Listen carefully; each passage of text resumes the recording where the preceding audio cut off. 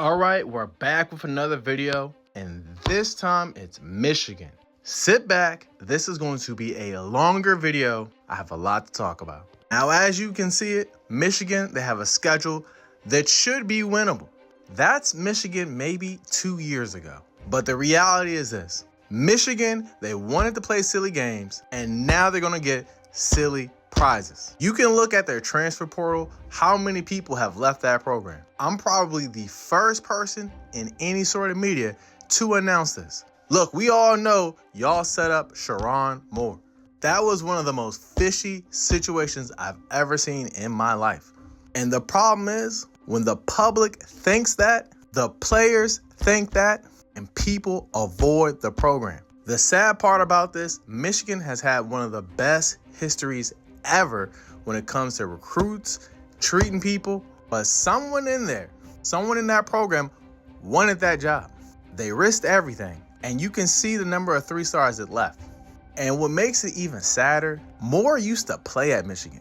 You do not do this to former athletes at the program. Because if I'm coming from Idaho, Arizona, Florida, all I'm thinking, if you treat Moore like that, what are you going to do to me?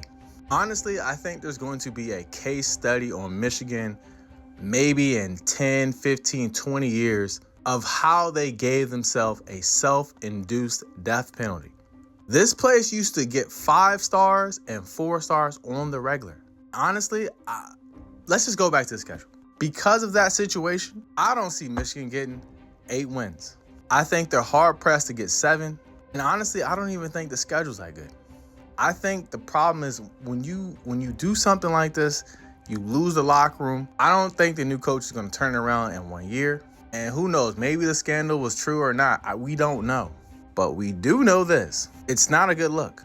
I look at the schedule, I see Western Michigan being their only win. And to be honest, Western Michigan, the boys in Kalamazoo, sometimes have a good enough recruiting class to be in the top of the G5. So if they're in the top of the G5, they might be playing close with Michigan.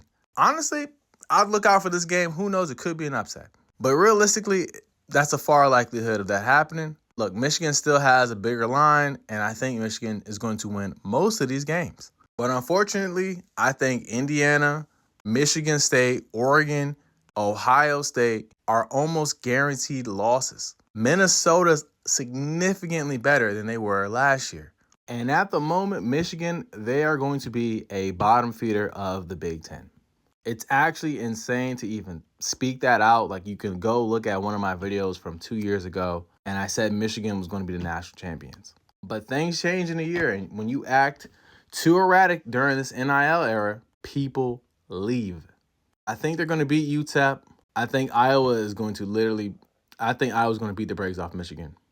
I can't believe I'm saying that, but yeah, Iowa is going to beat the absolute brakes off Michigan. I don't think the line matchup between Iowa and Michigan is going to go over well.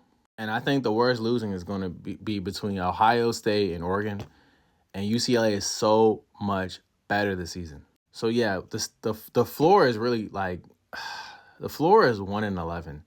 I think UTEP is the only guaranteed win, and the ceiling is definitely 7-5. I think the turnaround in Michigan is going to be way longer than just this season. I think people have to forget about the situation. We're looking at 3 years before Michigan's competitive. We're going to see what happens.